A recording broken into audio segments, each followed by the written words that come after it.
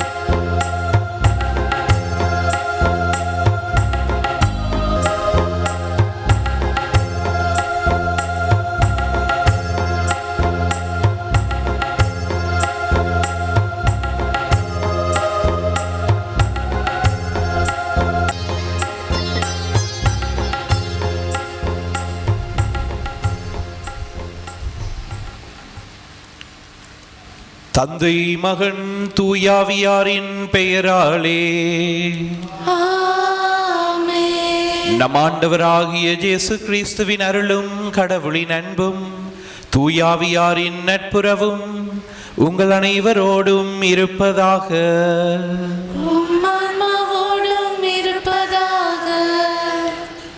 இயேசுவுக்குள் பிரியமானவர்களே, புனித லூர்து அன்னை கூடாக இறைவன் எங்கள் ஒவ்வொருவரின் வாழ்விலும் செய்து வருகிற நன்மைத்தனங்களுக்கு நன்றி கூறி அவருக்கு விழா எடுக்கின்ற இந்த ஆயத்த நாள்களில் இன்றும் நாங்கள் இறை வார்த்தைகளை தியானித்து அவரது அப்பரச கிண்ணத்தில் நாங்களும் பங்காளிகளாக அவருடைய திருவிருந்தில் பங்கேற்று எதிர்நோக்கின் திருப்பயணிகள் எனும் எங்களுடைய இந்த ஜூபிலி ஆண்டில் ஒரு லட்சிய பயணத்தில் கலந்து கொள்ள வந்திருக்கின்றோம்.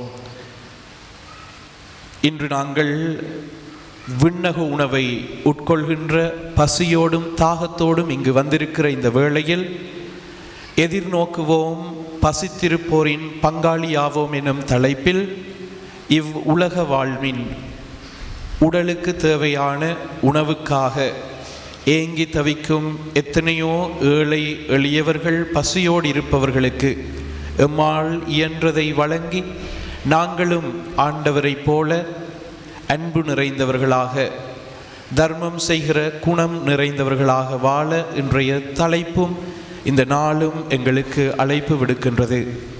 ஆகவே நாங்கள் பகிர்ந்து வாழும் உள்ளத்தை இறைவனங்களுக்கு தர வேண்டும் என்று இப்பலிக்கூடாக மன்றாடுவோம். இன்றைய நாளிலும் எங்களுடைய சமூகத்தில் இந்த நாட்டிலும் உலகெங்கிலும் பசி பட்டினியால் இறந்து கொண்டிருக்கிறவர்களுக்காகவும் பசி பட்டினியின் உக்கிரத்தால் சீரழிந்து கொண்டிருக்கும் எத்தனையோ குடும்பங்களுக்காகவும் நாங்கள் உருக்கமாக மன்றாடுவோம். ஆண்டவரே அவர்களை போஷிக்க வேண்டும் என்றும் அவர்களின் பசியை போக்க எங்களுக்கும் ஆண்டவர் நல்லுள்ளத்தை தர வேண்டும் என்று மன்றாடி இப்பலியில் இணைந்து கொள்ளுவோம். இத்தெய்வீக திருப்பலியில் தகுதியுள்ளவர்களாக கலந்து கொள்ள தடையாக இருக்கிற எங்களது பாவங்களுக்காக ஆண்டவர் முன்னிலையில் மனம் வருந்தி மன்னிப்பு கேட்போம். எல்லாம் வெல்ல இறைவனிடமும் சகோதர சகோதரிகளே உங்களிடமும் நான் பாவி என ஏற்றுக்கொள்கின்றேன். ஏனெனில் என் சிந்தனையாலும் சொல்லாலும் செயலாலும் கடமையில் தவறியதாலும் பாவங்கள் பல செய்தேன். என் பாவமே என் பாவமே என் பெரும் பாவமே. ஆகையால் போதும் கன்னியான புனித மரியாவையும் வானதூதர் புனிதர் அனைவரையும் சகோதர சகோதரிகளே உங்களையும் நம் இறைவனாகிய ஆண்டவரிடம் எனக்காக வேண்டிக் கொள்ள மன்றாடுகின்றேன். எல்லாம் வெல்ல இறைவன் நம் மீது இரக்கம் வைத்து நம் பாவங்களை மன்னித்து நம்மை நிலை வாழ்வுக்கு அழைத்துச் செல்வாராக.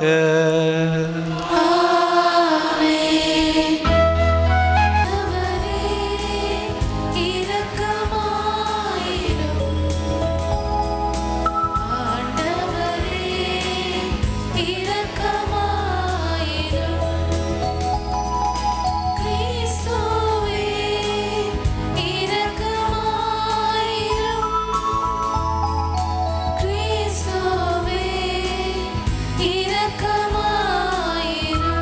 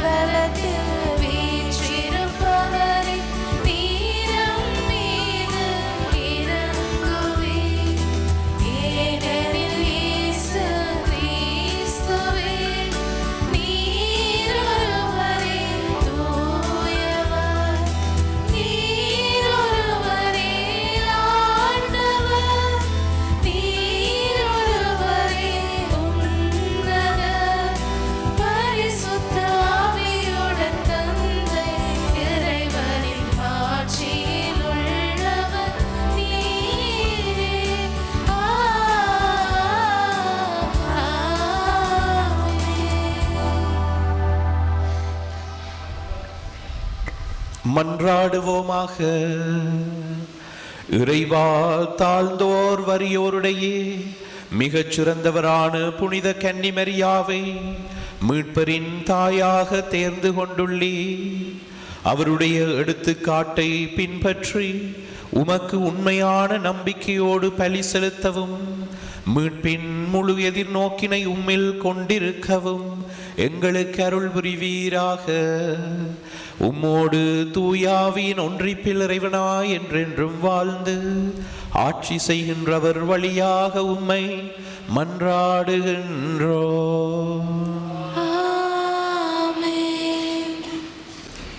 இணைச்சட்ட நூலிலிருந்து வாசகம். உங்கள் கடவுளாகிய ஆண்டவர் பாலை நிலத்தில் உங்களை கூட்டிச் சென்ற எல்லா வழிகளையும் நினைவில் கொள்ளுங்கள். அதன் மூலமே அவர் உங்களை எளியவராக்கினார். அவர் தம் கட்டளைகளை நீங்கள் கடைப்பிடிப்பீர்களோ மாட்டீர்களோ என உங்கள் உள்ள சிந்தனையை அறிந்து கொள்ளவும் சோதித்தார். அவர் உங்களை எளியவராக்கினார். உங்களுக்கு பசியை தந்தார்.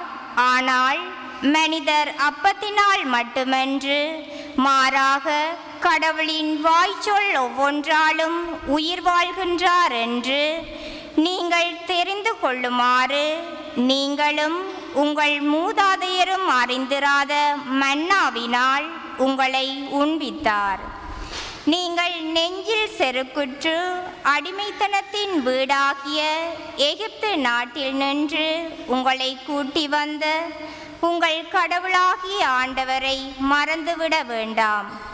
அவரே கொள்ளிவாய் பாம்புகளும் தேள்களும் நிறைந்த நீரற்று வறண்ட நிலமான பரந்த கொடிய பாலை நிலத்தில் உங்களை வழிநடத்தியவர். இறுகிய பாறையிலிருந்து உங்களுக்காக நீரை புறப்படச் செய்தவர். இது ஆண்டவர் வழங்கும் அருள்வாக்கு. இறைவா, உமக்கு நன்றி.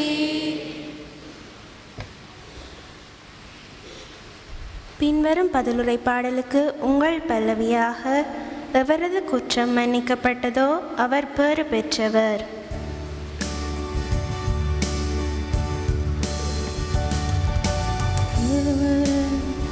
குற்றம் மன்னிக்கப்பட்டதோ அவர் பேறு பெற்றவர். எவரது குற்றம் மன்னிக்கப்பட்டதோ அவர் பேறு பெற்றவர். எவரது குற்றம் மன்னிக்கப்பட்டதோ எவரது பாவம் மறைக்கப்பட்டதோ அவர் பேறு பெற்றவர். ஆண்டவர் இந்த மனிதரின் தீச்செயலை எண்ணவில்லையோ, எவரது மனதில் வஞ்சம் இல்லையோ அவர் பேறு பெற்றவர். எவரது குற்றம் மன்னிக்கப்பட்டதோ அவர் பேறு பெற்றவர். என் பாவத்தை உம்மிடம் அறிக்கையிட்டேன், என் தீச்செயலை நான் மறைத்ததில்லை. ஆண்டவரிடம் என் குற்றங்களை ஒப்புக்கொள்வேன் என்று சொன்னேன். நீரும் என் நெறிக்கட்டையும் பாவத்தையும் போக்கினீர். எவரது குற்றம் மன்னிக்கப்பட்டதோ அவர் பேறு பெற்றவர். ஆகவே துன்ப வேளையில் உம் அன்பர் அனைவரும் உம்மை நோக்கி மன்றாடுவர். பெருவெள்ளம் பாய்ந்து வந்தாலும் அவர்களை அது அணுகாது. அவரது குற்றம் மன்னிக்கப்பட்டதோ அவர் பேறு பெற்றவர். நீரே எனக்கு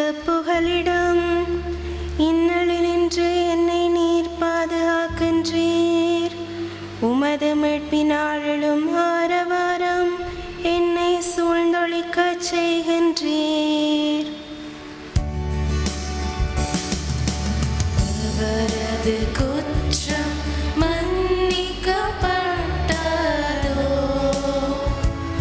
அவர் பெறு பெற்றவர். நற்செய்திக்கு முன்வாழ்த்தொழி.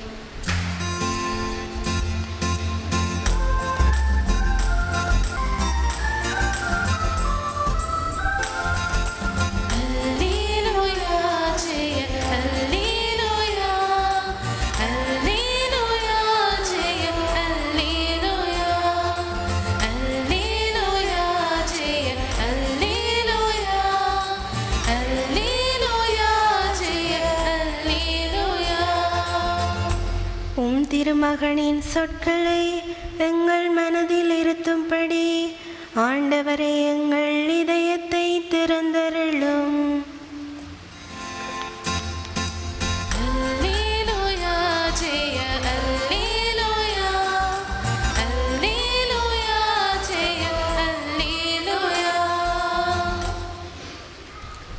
ஆண்டவர் உங்களோடு இருப்பாராக.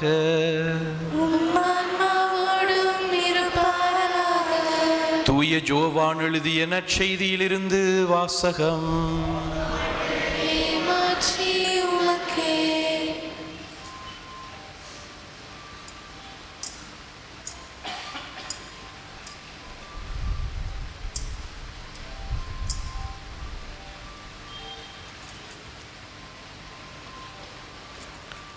அதிகாரம் 6, திருவசனங்கள் 51 தொடக்கம் 58 முடியும் வரை. விண்ணகத்திலிருந்து இறங்கி வந்த வாழ்வு தரும் உணவு நானே. இந்த உணவை எவராவது உண்டால் அவர் என்றுமே வாழ்வார். எனது சதையை உணவாக கொடுக்கிறேன், அதை உலகு வாழ்வதற்காகவே கொடுக்கிறேன். நாம் உண்பதற்கு இவர் தமது சதையை எப்படி கொடுக்க இயலும் என்ற வாக்குவாதம் அவர்களிடையே எழுந்தது. இயேசு அவர்களிடம், உறுதியாக உங்களுக்கு சொல்கிறேன், மானிட மகனுடைய சதையை உண்டு அவருடைய இரத்தத்தை குடித்தால் ஒழிய நீங்கள் வாழ்வு அடைய மாட்டீர்கள். எனது சதையை உண்டு என் இரத்தத்தை குடிப்பவர் நிலை வாழ்வை கொண்டுள்ளார். நானும் அவரை இறுதி நாளில் உயிர்த்தெழச் செய்வேன். எனது சதை உண்மையான உணவு, எனது இரத்தம் உண்மையான பானம். எனது சதையை உண்டு எனது இரத்தத்தை குடிப்போர் என்னோடு இணைந்திருப்பர், நானும் அவர்களோடு இணைந்திருப்பேன். வாழும் தந்தை என்னை அனுப்பினார், நானும் அவரால் வாழ்கிறேன். அதுபோல் என்னை உண்போரும் என்னால் வாழ்வர். விண்ணகத்திலிருந்து இறங்கி வந்த உணவு இதுவே. இது நம் முன்னோர் உண்ட உணவு போன்றது அல்ல. அதை உண்டவர்கள் இறந்து போனார்கள். இவ்வுணவை உண்போர் என்றும் வாழ்வர். இது கிறிஸ்து வழங்கும் நற்செய்தி. இறை இயேசுவுக்குள் பிரியமானவர்களே,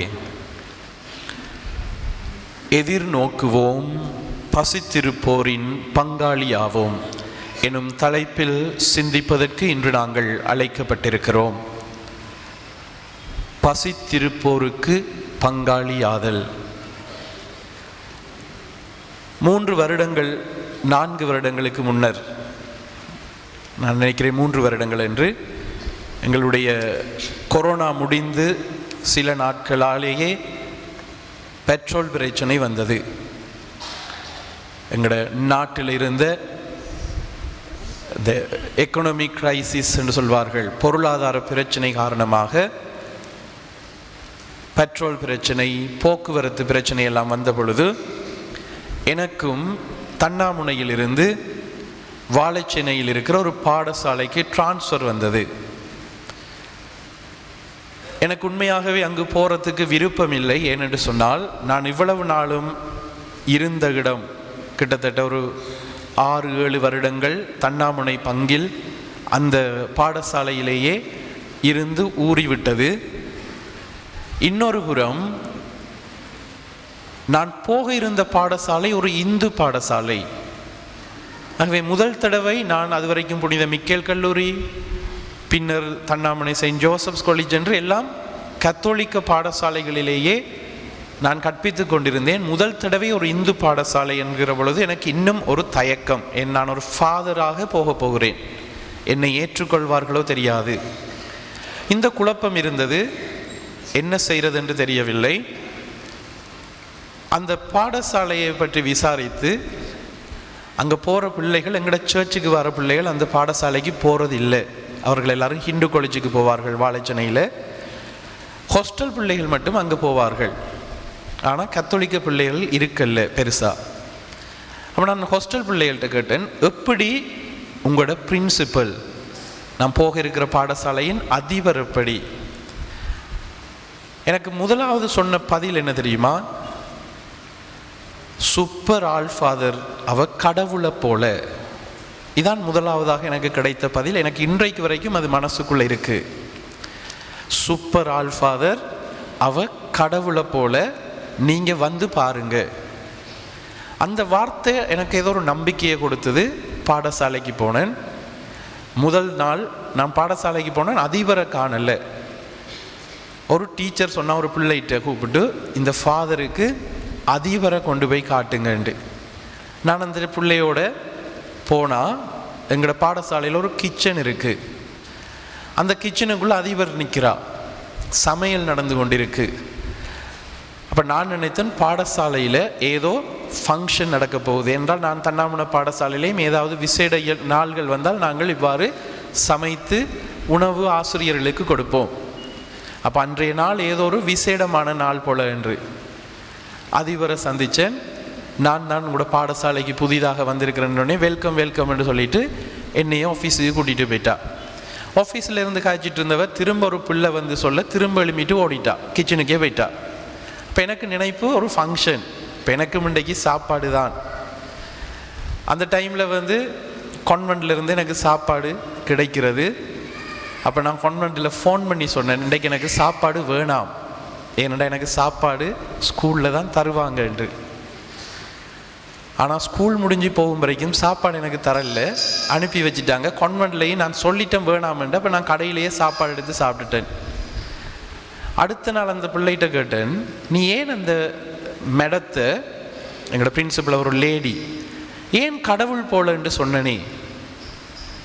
அந்த பிள்ளை சொல்லிச்சு, நேற்று நீங்களே பார்த்துருப்பீங்களே, எங்களுக்கு ஒவ்வொரு நாளும் சாப்பாடு தாரவ அப்படி என்று. பின்னர் நான் எங்களோட பிரின்சிபலோட கதைக்கிற நேரம் தான் அந்த பாடசாலையினுடைய நிலைமை தெரிய வந்தது. அந்த பாடசாலைக்கு 5 ஹாஸ்டல்லிருந்து பிள்ளைகள் வருகிறார்கள். ஒரு 100 பிள்ளைகள் ஹாஸ்டல்லிருந்து வந்தால் இன்னொரு 100 பிள்ளைகள் அம்மா அப்பா இல்லாத, அம்மா அப்பா விட்டு போன பிறகு பாட்டியோடையோ உறவினரோடையோ தங்கி இருக்கிற மிகவும் பின்தங்கின வறுமை கோட்டிலையும் அதுக்கும் கீழே வாழ்கிற பிள்ளைகள் தான் அங்கே வருகிறார்கள். சாப்பாடு இல்லாமல் வருகிறார்கள். அவ ஒவ்வொரு நாளும் யார்கிட்டையும் பிச்சை எடுத்தாவது எங்களோட பிள்ளைகளுக்கு சாப்பாடு கொடுத்து தான் அனுப்புவா. நான் அங்கே இருந்த ஒரு கிழமைக்குள்ளேயே விளங்கி கொண்டேன், இவ கடவுள் போல என்ற அந்த பிள்ளை சொன்னதில் எந்த பிழையும் இல்லை. எந்த ஒரு பிள்ளையும் பசியோட வீட்டுக்கு போகாம சில வேளையில் அவையிட காலை சாப்பாடையும் தூக்கி கொடுத்துருவா, சாப்பிடாம இருப்பா. இப்படி ஒரு மனுஷரா என்கிற ஒரு எண்ணம் இருந்தது என்ற மனசுக்குள்ள. அவ அந்த ஸ்கூலை விட்டு போனாலும் நம்மளும் இப்படி கொடுக்கணும் என்று நினைச்சேன். ஆனால் அவ டிரான்ஸ்ஃபர் எடுத்து போனதுக்கு பிறகு, மன்னிக்கவும், ரிட்டையர்ட் ஆகி போனதுக்கு பிறகு எங்களால் ஒரு 10 நாள் 15 நாள் சாப்பாடு கொடுக்க முடிந்தது. அதுக்கு பிறகு எப்பயோ இருந்து போட்டு தான் கொடுப்போம். ஆனால் அந்த மனுஷி ஒவ்வொரு நாளும் சாப்பாடு கொடுத்தார். பிள்ளைகளுக்கு அவ கடவுளாக தெரிந்தார். இன்றைய நாளினுடைய அந்த தலைப்பு கூட நாங்கள் எதிர்நோக்குவோம், பசித்திருப்போரின் பங்காளிகளாவோம். நம்ம எதை எதிர்நோக்குறோம் என்று சொன்னால், நம்பிக்கையோடு எதுக்காக காத்திருக்கிறோம்? எதற்காக என்று சொன்னால், விண்ணகத்திற்கு செல்வதற்கு. நாங்கள் விண்ணகத்துக்கு, ஆண்டவருடைய இறையரசுக்குள்ள நுழைகிறதுக்கு, ஆண்டவரோடு இரண்டர கலக்கிறதுக்கு, நாங்களும் ஆண்டவராக மாறுவதற்கு நாங்கள் காத்து கொண்டிருக்கிறோம் நம்பிக்கையோடு.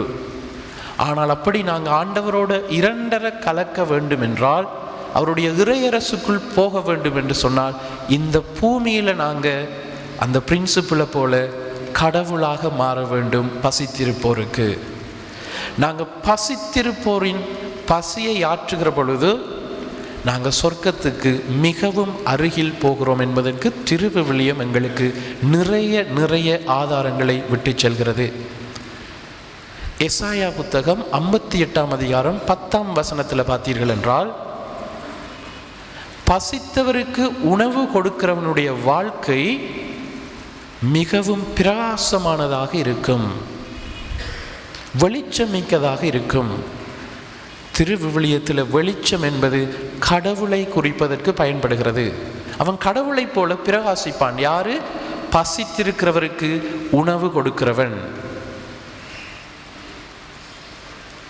அதே போல ரோமையர் 12 அதிகாரம் 20 வசனத்தில் பார்த்தீர்கள் என்றால், உன்னுடைய எதிரி பசியாயிருந்தால் அவனுக்கு உணவு கொடு. உன்னுடைய நண்பனுக்கு உறவுக்கு இல்லை, எதிரி கூட பசியா இருந்தால் அவனுக்கு உணவு கொடு என்று பவுலடிகளார் கூறுவதை நாங்கள் வாசிக்கக்கூடியதாக இருக்கிறது. அப்போ பசித்தோருக்கு உணவு கொடுப்பது என்பது ஒரு மிகப்பெரிய ஒரு ஆசீர்வாதமும் கொடையுமாக இருக்கிறது. நாங்கள் சொர்க்கத்துக்கு போகிறதுக்கு ஒரு வாசலாகவும் இருக்கிறது. திருவிவிலியத்தில் நீங்கள் பார்த்தீங்கன்னு சொன்னால், இயேசு இந்த புதிய ஏற்பாட்டில் இருக்கிற 4 நற்செய்தி நூல்களிலேயும் இயேசு ஆற்றிய புதுமைகள் 36. இந்த புதுமைகள் எல்லாமே இயேசு ஆற்றினார். ஒன்றையும் தவிர அந்த புதுமையை அவர் தன்னுடைய சீடர்களிடம் ஆற்றும்படி கூறினார். யாருக்காவது தெரியுமா? லூக்கா நற்செய்தி 9 அதிகாரம் அல்லது யோவான் நற்செய்தி 6 அதிகாரம், 4 நற்செய்தியிலையும் இருக்கிற புதுமை. ஒரே ஒரு புதுமை தான் 4 நற்செய்தியிலையுமே இருக்கு. 5000 பேருக்கு உணவை கொடுக்கிற, அப்பங்களை பழுக பெருக செய்கிற அந்த புதுமை. அந்த புதுமையை பார்த்தீங்கன்னு சொன்னால், அந்த புதுமை, எல்லா புதுமையும் இயேசு அவர்கள் மேல் கையை வைப்பதால், இயேசுவினுடைய வார்த்தைகளை உதிர்ப்பதால், இயேசு இன்றைய நாளுக்குரிய நற்செய்தியில் இயேசு காதுக்குள்ள விரல்ல விடுவதால, இப்படி என்று அவரால் தான் அந்த புதுமை நடக்கும். ஆனால் இங்கே மட்டும் லூக்கா நற்செய்தி 9:13 வசனத்தில் பார்த்தீங்கன்னு சொன்னால், இயேசு தன்னுடைய சீடர்களை பார்த்து சொல்லுவார், நீங்களே அவர்களுக்கு உணவு கொடுங்கள். அவர்களிடம்தான் அந்த பணியை செய்ய சொன்னார். எல்லா இடத்துலையும் இயேசுட்ட எல்லாரும் ஓடி போய் இயேசுவே எங்களுக்கு புதுமை ஆற்றுங்கன்னு கேட்கிற நேரம், இயேசு அவர்கள்ட்ட சொல்லுகிறார், நீங்க அவர்களுக்கு உணவு கொடுங்கள். ஏன் அவர் அப்படி சொன்னார் என்றால், இந்த சீடர்களையும் ஆண்டவர் தன்னை போல இறையரசின் பங்காளிகளாக்க நினைத்தார். அந்த புதுமை அன்று சீடர்கள கரங்களால் தான் நடந்தது. அந்த சீடர்கள் தான் அந்த அப்பங்களை எல்லாருக்கும் பிட்டு கொடுத்து கொண்டிருந்தார்கள். அந்த புதுமை அவர்களுடைய கரங்களில் அன்று நடந்தேறியது. யாருக்கெல்லாம் பசித்தவருக்கு உணவு கொடுக்க வேண்டும் என்று நினைக்கிறார்களோ, நான் சொன்னேன், அவர்கள் கடவுளை போல மாறுகிறார்கள். அதனால தான் அவங்களோட கரத்தில் புதுமை நடந்தது. ஏனென்றால் இவங்க பசியா இருக்கிறார்கள், இவங்களை அனுப்பி விடுங்கண்டு இயேசுட்ட வந்து சொன்னது இந்த அப்போஸ்தலர்கள் தான். பிலிப்பு ஆண்டவரே, அவர்கள் பசியா இருக்கிறார்கள், அவர்களை அனுப்பிவிடும் என்று அவர்களுடைய பசிக்காக பரிந்து பேசுகிறார். ஆண்டவர் பார்க்கிறார், பசிக்காக பரிந்து பேசுகிற இவன் என்னை போன்ற ஒரு உயர்ந்த இடத்தில் இருக்கிறான், ஆகவே உன்னுடைய கரத்தாலே அந்த புதுமை நடக்கட்டும் என்று ஆண்டவர் அவனையும் அந்த சீடர்களையும் உயர்த்தினார். அதே போல நாங்கள் லூக்கா நற்செய்தி 19 அதிகாரத்தில் 16 அதிகாரம் 19 வசனத்திலிருந்து ஒரு அழகான ஒரு உவமை ஒன்று இருக்கு. செல்வந்தனும் லாசரும், ஏழை லாசரும் செல்வந்தனும் என்கிற இந்த உவமை. அந்த உவமையை நீங்கள் வாசித்து பார்த்தீர்கள் என்று சொன்னால், ஆண்டவர் 2 பேருக்கும் தீர்ப்பு கொடுக்கிறார். ஏழை லாசருக்கும் செல்வந்தனுக்கும் தீர்ப்பு. ஏழை லாசருக்கு சொர்க்கத்தையும் மோட்சத்தையும், இந்த செல்வந்தனுக்கு நரகத்தையும் ஆண்டவர் தீர்ப்பாக கொடுத்து இவர்கள் 2 பேரும் இந்த 2ஐயும் அனுபவிக்கிறார்கள். நீங்க இந்த லூக்கா நற்செய்தி 13ஆம் அதிகாரம் 19 வருகிற இந்த உவமையை போய் வாசித்து பாருங்கள். எந்த ஒரு இடத்திலையும் லாசர் செய்த நன்மைத்தனங்களை பற்றி சொல்லப்படவும் இல்லை. அதே போல இந்த செல்வந்தர் செய்த தீமையான காரியங்களை பற்றி சொல்லப்படவும் இல்லை. அப்ப எதற்காக லாசருக்கு மோட்சத்தையும் செல்வந்தனுக்கு நரகத்தையும் ஆண்டவர் கொடுக்க வேண்டும்? நீங்க யாராவது சிந்தித்து பார்த்தீர்களா? இந்த செல்வந்தன் எங்க எல்லாரையும் விட நல்லவன், எங்க எல்லாரையும் விட அவன் நல்லவன். ஆனா அவனுக்கு ஏன் அந்த நரக தண்டனை? அந்த உவமையில நல்லா பாருங்க. இந்த ஏழை லாசருக்கு சாப்பிட எதுவும் இல்லை என்கிற ஒரு வார்த்தை, அவனுக்கு உண்வதற்கு எதுவும் இல்லை. அவன் இந்த செல்வந்தன் வீட்டில் போய் அவன் வாசல்ல தான் இருக்கிறான். செல்வந்தன் வீட்டில் சாப்பிடுகிற பொழுது மேசையிலிருந்து விழுகிற உணவுகளை அவன் சாப்பிட்டு வயிறாறுவான். அந்த செல்வந்தனை நான் சொன்னேன் எங்க எல்லாரையும் விட நல்லவன் என்று. ஏன் சொன்னேன் தெரியுமா? ஒரு ஏழை, ஒரு பிச்சைக்காரன் காயங்களோட, இவன் காயத்திலிருந்து இந்த சிதல் வரும், அதை போய் நாய்கள் நக்கும் என்று சொல்லப்பட்டிருக்கு. கேட்கறதுக்கே அருவருப்பா இருக்கும். அப்படி ஒரு அருவருப்பான மனுஷனை நீங்க உங்களோட வளவுக்குள்ள எடுப்பீங்களா? பிச்சை கேட்டு வாரான் காயங்களோட, நாயெல்லாம் அவனோட உடம்பை நக்குது, நீங்க அவனை உங்களோட வளவுக்குள்ள எடுப்பீங்களா? கேட்டுக்கு வெளியால வச்சு ஒரு 10 ரூபாயோ 20 ரூபாயோ போட்டு அனுப்பி விட்டுருவீங்க. ஆனா இந்த செல்வந்தன் எங்க வரைக்கும் அவனை விட்டுருக்கான்னு பாருங்க, அவன் சாப்பாட்டு மேசைக்கு வரைக்கும். அவன் வளவுக்குள்ள இல்லை, வீட்டுக்குள்ள இல்லை, சாப்பாட்டறைக்குள்ளவும் விட்டு இருந்தான். அப்படி என்று பார்த்தால் அவன் எங்களை விட எவ்வளவு நல்லவன். அப்படி ஒரு நல்லவனுக்கே கடவுள் ஏன் நரக தண்டனையை கொடுக்க வேண்டும்? காரணம், அந்த செல்வந்தன் மேசையிலிருந்து அவன் போதிய அளவு சாப்பிட்டு எஞ்சுவதைத்தான் அவனுக்கு கொடுத்தான். கடவுள் பசியோடு இருக்கிறவனுக்கு உணவு கொடுக்காதவனை வெறுக்கிறார். பசியோடு எங்களோட அயலவர்கள், உறவுகள், எங்களை சுற்றி இருக்கிறவர்கள் பசியோடும் வேதனையோடும் இருக்கிற பொழுது நாங்கள் KFCயில் போய் சாப்பிட்டுட்டு ஸ்டேட்டஸ் போடுற எங்களை ஆண்டவர் வெறுக்கிறார். பீட்சா ஹட்டில் போய் நிறைய சாப்பிட்டு அதை கொட்டுறதையும் ஃபோட்டோ எடுத்து போடுறங்களை ஆண்டவர் நிச்சயம் வெறுக்கிறார். ஏன்? நாங்கள் தேவைக்கு சாப்பிட வேண்டும், ஷோவுக்கு இல்லை, ஸ்டேட்டஸுக்கு இல்லை, டிக்டாக்குக்கு இல்லை. இன்றைக்கு நாங்கள் அந்த செல்வந்தனை போல, ஏன்னா அந்த ஆண்டவர் செல்வந்தனில் இன்னொரு கோபம், அவன் அந்த சாப்பாட்டுக்குரிய மரியாதை கூட கொடுக்கல. பாருங்க, அவன் சாப்பிட்ற சாப்பாடு சிந்தி மேசையில் மட்டும் விழல, மேசையிலிருந்து கீழே விழுகிற அளவுக்கு ஆடம்பரம். அவன் உணவுக்கு அவ்வளவு ஆடம்பரமாக உணவை உட்கொண்டான். ஆனால் கீழே இருந்த ஏழை அவன் ஏறெடுத்தும் பார்க்கல. ஆண்டவர் அவனுக்கு நரகத்தை பரிசாக கொடுத்தார். அப்ப நமக்கு என்ன நடக்கும் என்று கேட்டு பாருங்கள். நாங்கள் எத்தனையோ ஏழைகள் எங்களோட ஊரில், எங்களோட உறவுகளில், ஏன் நம்மளோட சொந்தங்கள்லேயே, நம்மளோட தாய் தந்தையர்களே நிறைய பேர் பசியோடு இருக்கிறாங்க. ஒரு தடவை நான் மைக்கேல்ஸுக்கு கொஞ்சம் முன்னுக்கு ஒரு கடை இருக்கு. அந்த கடைக்கு நான் போயிருந்த நேரம், நான் ஏற்கனவே இந்த இடத்துல சொன்னனோ தெரியவில்லை, என்னுடைய ஒரு நண்பனின் அப்பாவை கண்டேன். நான் பாடசாலையில் மைக்கேல்ஸில் படித்த காலத்தில் அவன்கிட்ட வீட்டை போயிருக்கிறேன். இப்போ அந்த பொடியன் ஒரு நல்ல ஒரு வேலையில் இருக்கிறான், அரசாங்க வேலையில். அப்போ அவன் அப்பாவை கண்டேன். எனக்கு கண்டதும் ஒரு சிரிப்பு. நிறைய நாளைக்கு பிறகு கண்டிருக்கிறேன். அவர் என்னையே மதிக்கலை. ஏனென்று சொன்னால், நான் 2000 ஆண்டு அந்தளவுக்குலாம் அவங்களோட வீட்டை போயிருக்கிறேன். நான் அவரை காணக்குள்ள ஒரு 2018, கிட்டத்தட்ட 18 வருஷங்கள் அவருக்கு கொஞ்சம் வயசாயிட்டு.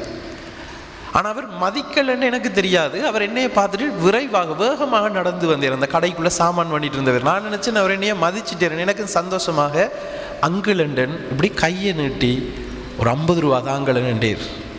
எனக்கு டக்குன்னு அது அதிர்ச்சியாக போயிட்டு, என்ன இந்த மனுஷன் என்னட்ட 50 ரூபா கேட்கிறார். என்னடா அவருடைய மகன் என்னுடைய நண்பர், அவன் ஒரு இடத்துல அரசாங்க வேலையில் இருக்கிறான்.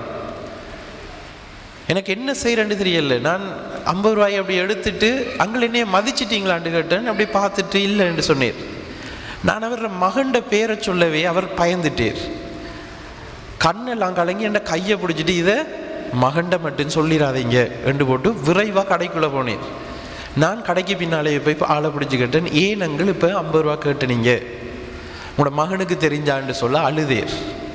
அழுதுட்டு சொன்னேன், என் மகன் எனக்கு சாப்பாடெல்லாம் தாராம் ஃபாதர், சொல்லிடாதீங்க ஃபாதர்ன்ட்டு. நான் திரும்பியும் கேட்டேன், சரியங்கள் உங்களுக்கு என்னையும் தேவையா? அவர் சொன்னீர், ஃபாதர் எனக்கு 3 நேரம் சாப்பாடு மட்டும் கிடைக்குது, எனக்கு உடுப்போ நான் போடுற சோப்பா எனக்கு ஒன்றுமே எனக்கு கிடைக்குதில்லை, எனக்கு வேலைக்கு போகிறதுக்கு இப்போ திராணி இல்லை, நான் வீட்டை தான் இருக்கிறேன். என் மகன் 3 நேரமும் சாப்பாடு தந்துட்டு என்னட்ட மருமகள் அதை செஞ்சு வைங்க இதை செஞ்சு வைங்கன்னு சொல்லுவாள். நான் அதை செய்யலை என்று சொன்னால் எனக்கு அண்டு சாப்பாடு தரமாட்டாங்க. இன்றைக்கு காலையிலையும் மதியமும் எனக்கு சாப்பாடு இல்லை, பசிக்குதுண்டு தான் நான் கேட்டேன், இதை சொல்லிடாதீங்க என்று. இப்படி எத்தனையோ குடும்பங்களில் நடக்குது. எத்தனையோ பேர் நம்மளோட சொந்த குடும்பத்தில் பசியோடு இருக்கிறாங்க, தேவையோடு இருக்கிறாங்க. நாங்கள் அவங்கள பராமரிக்காமல் எங்களுடைய நண்பர்களை பகட்டுக்காக பெரிய தடபுடல் விருந்தெல்லாம் செய்வோம். நான் சொன்னது போல் கடைகளுக்கு போய் சாப்பிட்டு ஃபோட்டோவெல்லாம் போடுவோம். ஆனால் எத்தனையோ மனுஷர் உணவில்லாமல் வேதனைகளோடு இருக்கிறாங்கங்கிறத நாங்கள் உணர மறுக்கிறோம். ஒரு தூய ஆவியால் ஆட்கொள்ளப்பட்ட திருமுழுக்கு பெற்ற ஒவ்வொரு கிறிஸ்தவனாலையும் இன்னொருத்தனுடைய தேவையை உணர்ந்து கொள்ள முடியும். கானாவூரில் ரசம் முடிஞ்சென்றதும் பரிசுத்தாவியால் ஆட்கொள்ளப்பட்ட மரியாள் உணர்ந்து கொண்டாள். அதுபோல் நீங்கள் எல்லாரும் உங்களை சுற்றி இருக்கிறவர்கள், பசியோடு இருக்கிறவர்கள், தேவையோடு இருக்கிறவர்கள். பசி என்ற உணவு மட்டும் இல்லை, எத்தனையோ பசியோடு இருக்கிறாங்க. கல்வி பசியோடு எத்தனையோ பேர் இருக்கிறாங்க, வேலை இல்லாமல் எத்தனையோ பேர் இருக்கிறாங்க, நல்ல உடுப்பு இல்லாமல் எத்தனையோ பேர் இருக்கிறாங்க. அவங்களுக்கெல்லாம் உங்களால் முடிஞ்சதை நீங்கள் செய்கிற பொழுது நீங்கள் கடவுளின் சாயல் என்பதை இந்த உலகத்தில் நிரூபித்து கொண்டிருக்கிறீங்க. நாங்கள் எல்லாரும் இந்த உலகத்துக்கு வரக்குள்ள கடவுளின் சாயலாகத்தான் பிறந்தோம், சாயலாக படைக்கப்பட்டோம். அந்த சாயலாக நாங்கள் வெறும் ஒரு சாயலாகவே மட்டுமில்லாமல் நம்ம கடவுளாக மாற இன்றைய நாள் எங்களுக்கு அழைப்பு விடுக்குது. நாங்களும் எங்கள்கிட்ட இருக்கிறத பகிர்ந்து தூய உள்ளத்தோடு அந்த விண்ணகத்துக்கு ஒரு நாள் சென்றடைய தொடர்ந்தும் இறைவனிடம் மன்றாடுவோம். எழுந்து நின்று எங்களுடைய மன்றாட்டுக்களை ஒப்பு கொடுத்து மன்றாடுவோம்.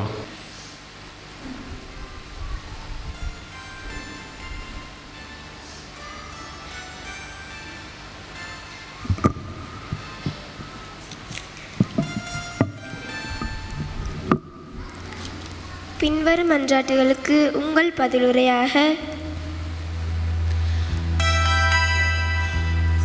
ஆண்டவரே எங்கள் மன்றாட்டை தயவாய் கேட்டருளும். ஆண்டவரே எங்கள் மன்றாட்டை தயவாய் கேட்டருளும். நல்லயனான ஆண்டவரே, எம் திரு அவையை வழிநடத்தும் திருத்தந்தை, ஆயர்கள், குருக்கள், துறவரத்தார் அனைவரையும் உமக்கு காணிக்கையாக்குகின்றோம்.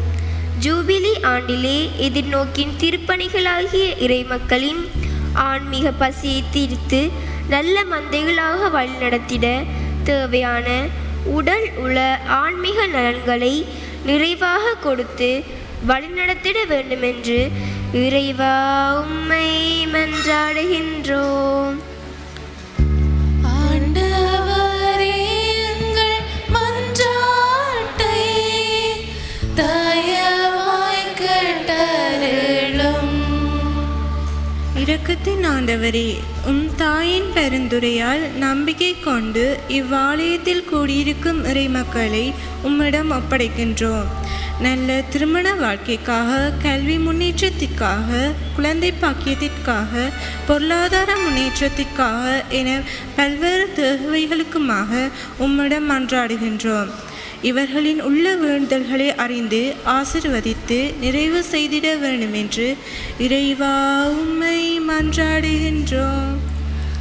ஆண்டவரே, எங்கள் மன்றாட்டை தயவாய் கேட்டருளும். சுகமளிக்கும் ஆண்டவரே, நோயினால் வேதனைப்பட்டு வீடுகளிலும் வைத்தியசாலைகளிலும் உள்ள ஒவ்வொருவரையும் உம்மிடம் ஒப்படைக்கின்றோம். இவர்கள் ஒவ்வொருவருக்கும் தேவையான மனதைரியத்தையும் பூரண உடல் சுகத்தையும் கொடுத்து ஆசீர்வதிக்க வேண்டுமென்று இறைவா உம்மை மன்றாடுகின்றோம். ஆண்டவரே, எங்கள் மன்றாட்டை தயவாய் கேட்டருளும். உன்னத குருவான ஆண்டவரே, இன்றைய நாளில் திருப்பலியை ஒப்பு கொடுக்கும் அருத்தந்தையர்களை உம்மிடம் ஒப்படைக்கின்றோம். இவர்களுக்கென்று நீர் கொடுத்த இறைப்பணியை தடைகளை தாண்டி வெற்றி கொள்ள தேவையான உடல் ஆன்மீக வரங்களை நிறைவாக அளித்து ஆசீர்வதித்தள்ள வேண்டுமென்று இறைவா உம்மை மன்றாடுகின்றோம். ஆண்டவரே, எங்கள் மன்றாட்டை தயவாய் கேட்டருளும். வழிகாட்டும் தெய்வமே, இன்றைய நம் நாளை சிறப்பிக்கும் லூது மத வட்டார குடும்பங்களில் உள்ள ஒவ்வொருவரையும் உம்மிடம் ஒப்படைக்கின்றோம். இக்குடும்பங்களில் உள்ள குறைகளை நீக்கி நிறைவாக்கி வழிநடத்த வேண்டும் என்றும், இக்குடும்பங்கள் தங்கள் ஆன்மீக வாழ்வை வழிபடுத்த தேவையான ஆசீர்வாதங்களை கொடுக்க வேண்டும் என்றும் இறைவா உம்மை மன்றாடுகின்றோம். ஆண்டவரே, எங்கள் மன்றாட்டை தயவாய் கேட்டருளும். கண்களை மூடி விண்ணக தந்தையிடம் எங்கள் விண்ணப்பங்களை ஒப்புக் கொடுப்போம்.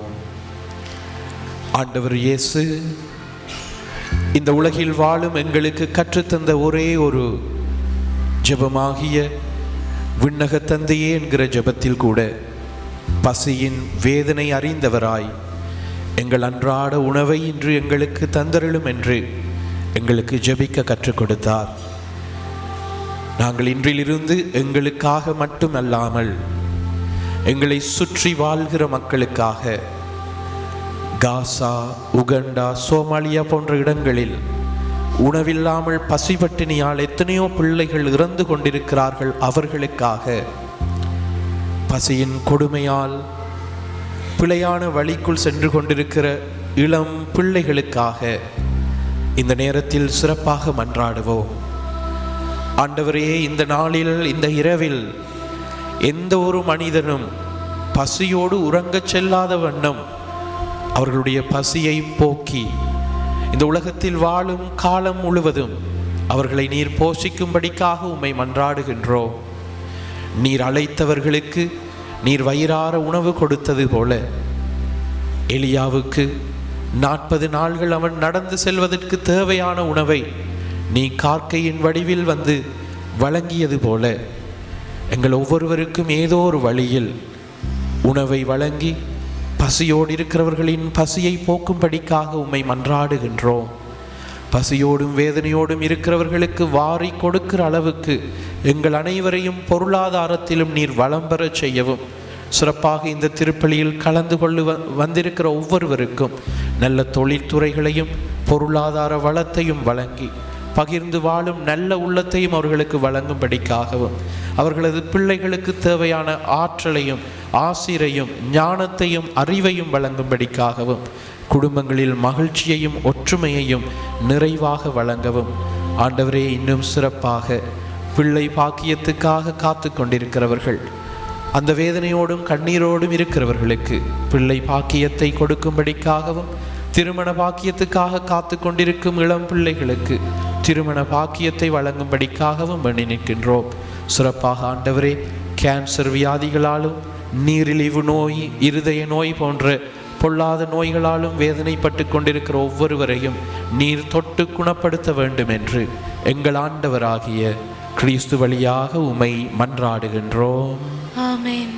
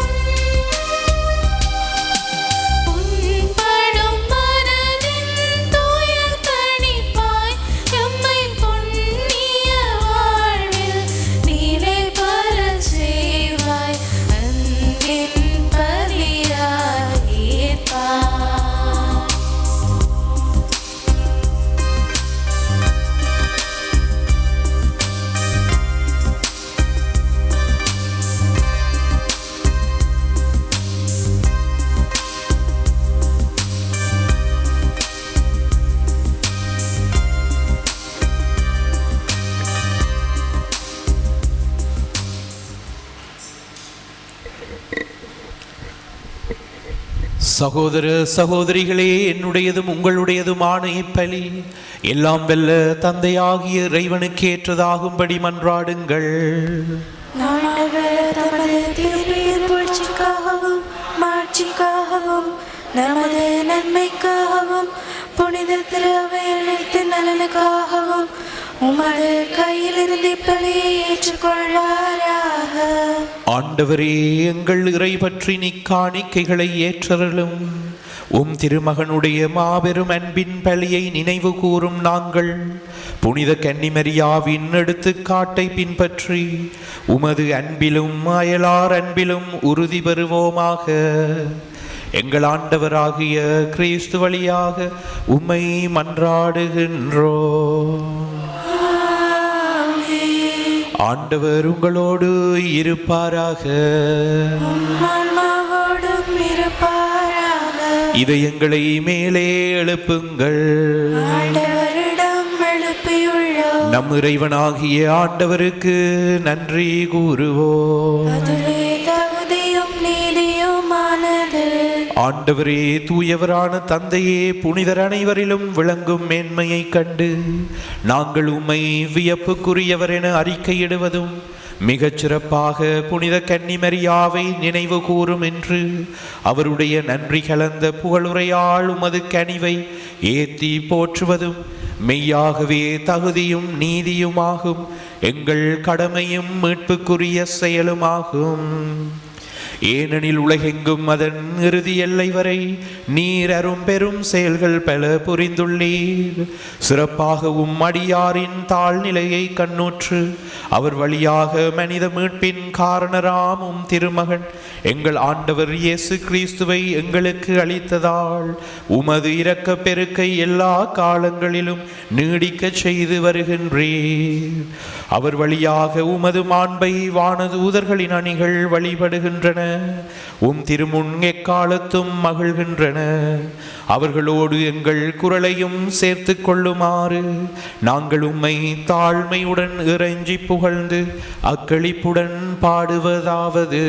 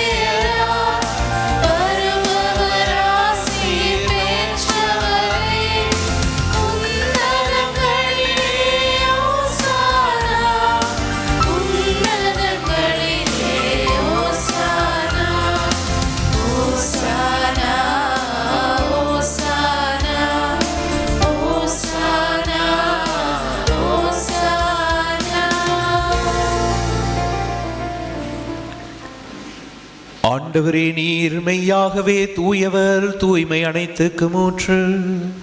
ஆகவே உம்முடைய ஆவியை பொழிந்து இக்காணிக்கைகளை தூய்மைப்படுத்த உம்மை வேண்டுகின்றோம். இவ்வாறு எங்கள் ஆண்டவர் இயேசு கிறிஸ்துவின் உடலும் இரத்தமுமாக எங்களுக்கு இவை மாறுவனவாக. அவர் பாடுபட உளம் கனிந்து தம்மை கையளித்த போது அப்பத்தை எடுத்து நன்றி செலுத்தி அதை பிட்டு தம் சீடர்களுக்கு அளித்து கூறியதாவது: அனைவரும் இதிலிருந்து பெற்று உண்ணுங்கள், ஏனெனில் இது உங்களுக்காக கையளிக்கப்படும் என் உடல்.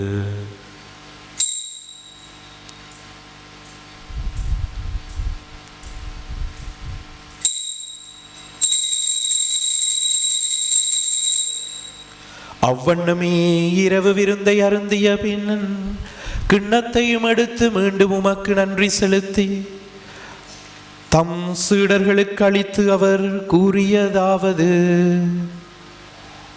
அனைவரும் இதிலிருந்து பெற்று பருகுங்கள், ஏனெனில் இது புதிய நிலையான உடன்படிக்கைக்குரிய என் இரத்தத்தின் கிண்ணம். இது பாவ மன்னிப்புக்கென்று உங்களுக்காகவும் பலருக்காகவும் சிந்தப்படும். இதை என் நினைவாக செய்யுங்கள்.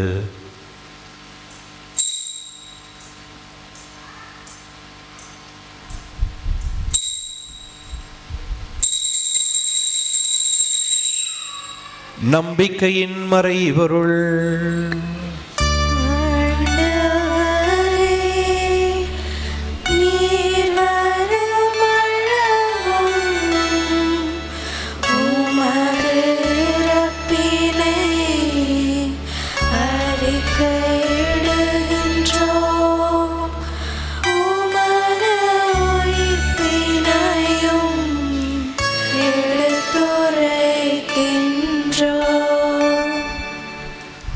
ஆகவே ஆண்டவரே, நாங்கள் கிறிஸ்துவின் இறப்பினையும் உயிர்ப்பினையும் நினைவு கூர்ந்து வாழ்வு தரும் அப்பத்தையும் மீட்பளிக்கும் கிண்ணத்தையும் உமக்கு ஒப்புக் கொடுக்கின்றோம். உம் திருமுன் நின்று உமக்கு ஊழியம் புரிய தகுந்தவர்கள் என எங்களை ஏற்றுக்கொண்டீர். எனவே உமக்கு நன்றி செலுத்துகின்றோம். மேலும் கிறிஸ்துவின் உடலிலும் இரத்தத்திலும் பங்கு கொள்ளும் எங்களை தூயாவியார் ஒன்று சேர்க்க வேண்டும் என உம்மை தாழ்மையுடன் மன்றாடுகின்றோம்.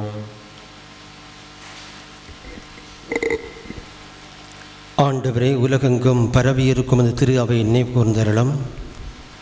எங்கள் திருத்தந்தை பிரான்சிஸ், அப்போஸ்தலிக்க பரிபாலகர் பிள்ளை நாயகம் அண்டன் ரஞ்சித், எல்லா திருநாயக அனைவரோடும் உமது திரு அவை அன்பில் நிறைவுறச் செய்தருளும். ஆண்டவரே, இன்று நவநாள் திருப்பலியை சிறப்பித்துக் கொண்டிருக்கும் புனித லூர்து மாதா வட்டார இறை குடும்பங்களை உமது கருத்தில் ஒப்புக் கொடுக்கின்றேன். பிள்ளைகள் கல்வி அறிவிலும் மறை அறிவிலும் வளரச் செய்வீராக. தகப்பன்மாருக்கு தொழில்துறையில் முன்னேற்றம் கிடைக்கப்பெறுவதாக. தாய்மார் பிள்ளைகளை வளர்ப்புக்கு தேவையான ஆற்றல்களை பெற்றுக்கொள்வாராக. நோயால் வருந்துகின்ற ஒவ்வொருவருக்கும் நற்சுகத்தை கொடுப்பீராக.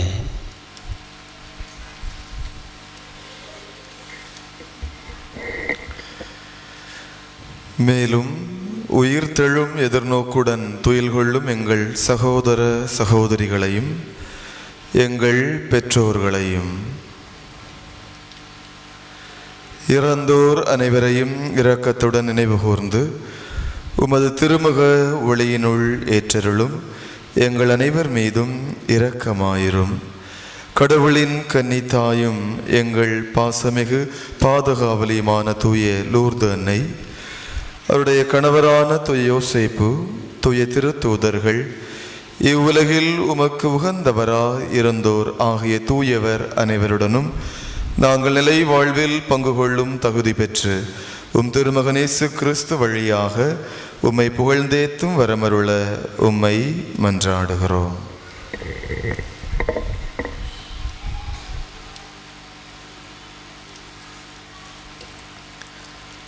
இவர் வழியாக இவரோடு இவரில் எல்லாம் வல்ல இறைவனாகிய தந்தையே, தூய ஆவியின் ஒன்றிப்பில் எல்லா புகழும் மாட்சியும் என்றென்று உமக்கே உரியதே.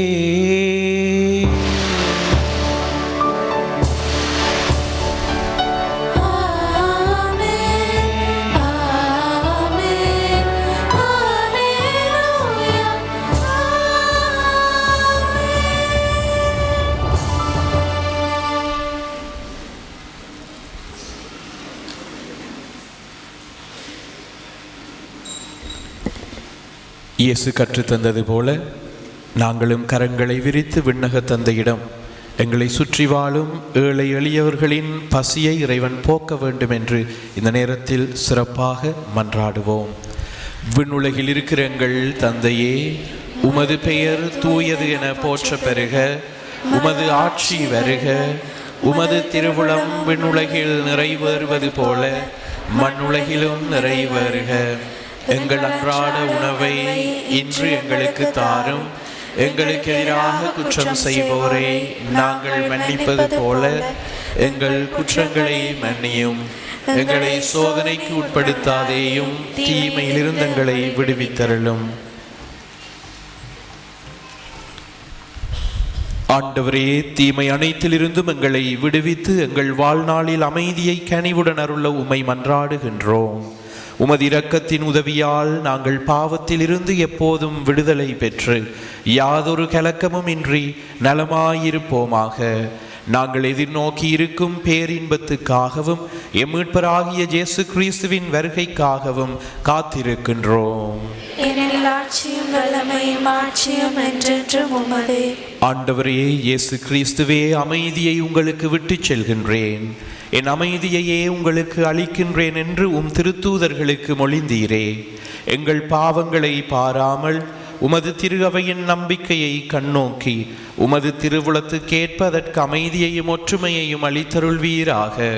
என்றென்றும் வாழ்ந்து ஆட்சி செய்கின்றவர் நீரே. ஆண்டவருடைய அமைதி உங்களோடு என்றும் இருப்பதாக. இறைவன் தரும் அமைதியை ஒருவரோடு ஒருவர் பகிர்ந்து கொள்வோம். உலகின் பாவங்களை போக்கும் இறைவனின் செம்மறியே, எங்கள் மேல் இரக்கமாயிரும். உலகின் பாவங்களை போக்கும் இறைவனின் செம்மறியே, எங்கள் மேல் இரக்கமாயிரும். உலகின் பாவங்களை போக்கும் இறைவனின் செம்மறியே, எங்களுக்கு அமைதியை அளித்தருளும். இதோ இறைவனின் செம்மறி, இதோ உலகின் பாவங்களை போக்குபவர். செம்மறியின் விருந்து களைக்க பெற்றவர் பேறு பெற்றோர். ஆண்டவரே, நீர் நிலத்தில் எழுந்தருள நான் தகுதியற்றவள், ஆனால் ஒரு வார்த்தை மட்டும் சொல்லியருளும், எனது ஆன்மா நலமடையும்.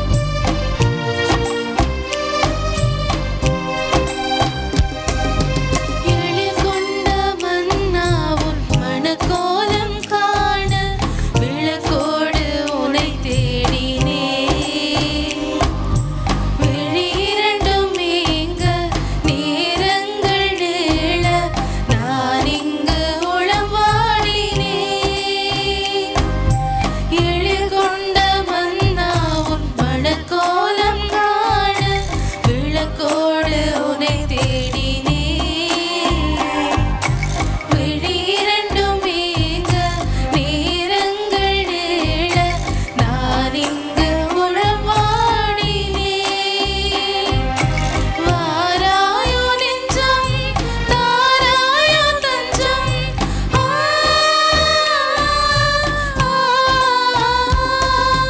வாராயோ நெஞ்சம் தாராயோ தஞ்சம். உனக்காக நான் வாழ்கிறேன். உன் அன்பில் ஒன்றாகிறேன். உணவாய் வந்த தெய்வம் என் உள்ளம் கவர்ந்த தெய்வம்.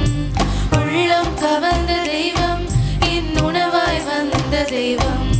உணவாய் வந்த தெய்வம் என் உள்ளம் கவர்ந்த தெய்வம்.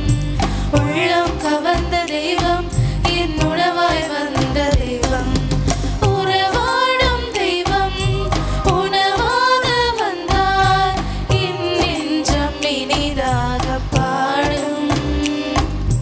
கார்மேகம் காணும் மயிலாக நானும் என் நாவில் ஆனந்த ராகம்.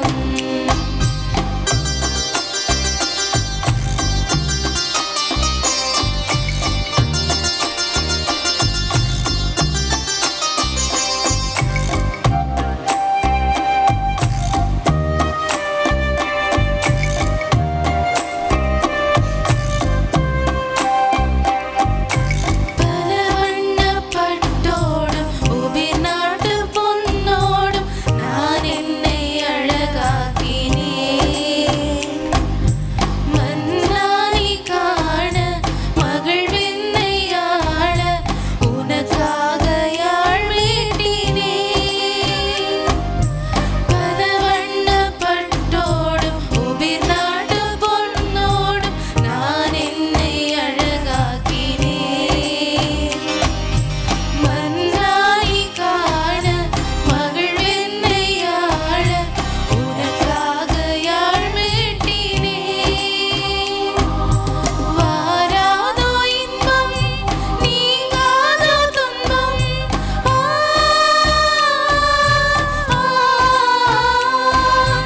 வாராதோ இன்பம் நீங்காதோ துன்பம். உம்மாண்பு நிறைவானது. உம்மாட்சி நிலையானது. உணவாய் வந்த தெய்வம் என் உள்ளம் கவர்ந்த தெய்வம். உள்ளம் கவர்ந்த தெய்வம் என் உணவாய் வந்த தெய்வம். உணவாய் வந்த தெய்வம் என் உள்ளம் கவர்ந்த தெய்வம். உள்ளம் கவர்ந்த தெய்வம் என் உணவாய் வந்த தெய்வம். உறவாடும் தெய்வம் உணவாக வந்தார். என் நெஞ்சம் இனிதாக பாடும். கார்மேகம் காணும் மயிலாக நானும் என் நாவில் ஆனந்த ராகம். உறவாடும் தெய்வம் உணவாக வந்தார். என் நெஞ்சம் இனிதாக பாடும். கார்மேகம் காணும் மயிலாக நானும் என் நாவில் ஆனந்த ராகம். ஏனெனில் வல்லவராம் கடவுள் உமக்கு அரும்பெரும் செயல்கள் செய்துள்ளார். நன்றி கூறி மன்றாடுவோமாக. ஆண்டவரே, உமது திரு அவையை இவ்வருளடையாளத்தின் ஆற்றலால் உறுதிப்படுத்துவீராக. தாழ்ச்சி நிறைந்த உம்மடியாராகிய கன்னிமரியா ஏற்கனவே கண்டு மகிழ்ந்த அமைதியின் புனித காட்சியை காணும் வரை அத்திருகவை நற்செய்தியின் பாதையில் ஆவலுடன் செல்வதாக.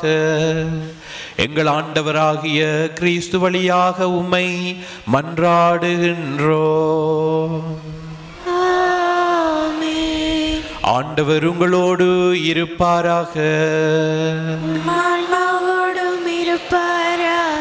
எல்லாம் வெல்ல இறைவன் தந்தை, மகன், தூயாவியார் உங்கள் அனைவரையும் ஆசீர்வதிப்பாராக. கிறிஸ்துவின் அன்பில் சென்று வாழுங்கள். திருப்பலி நிறைவேறிற்று. உமக்கு நன்றி. நீ வானோகராணி வையகராணி மண் மீதிலே புனித மாதுனி.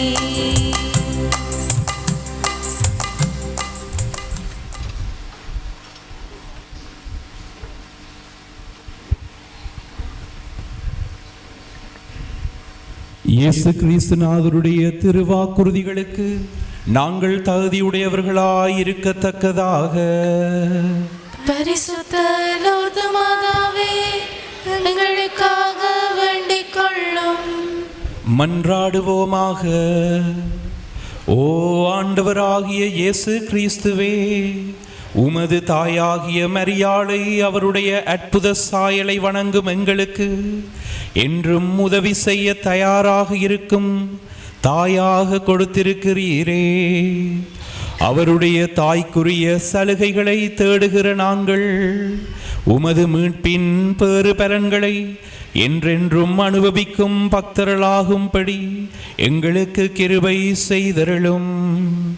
என்றென்றும் வாழ்ந்து ஆட்சி செய்கின்ற கிறிஸ்து வழியாக உம்மை மன்றாடுகின்றோ.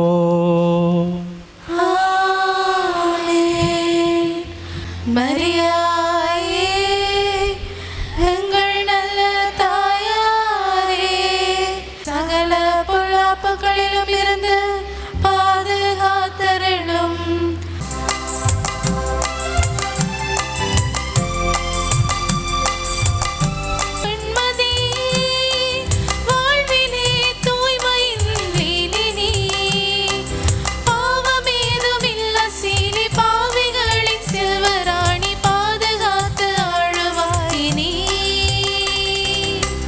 வானோகராணி வையகராணி மண் மீதிலே புனித மாதுனி. வானோகராணி வையகராணி மண் மீதிலே புனித மாதுனி.